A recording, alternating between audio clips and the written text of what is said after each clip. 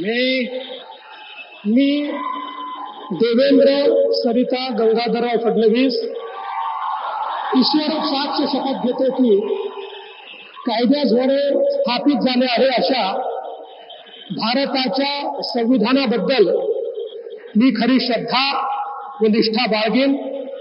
मी भारताची सार्वभौमता व एकात्मता उन्नत राखीन।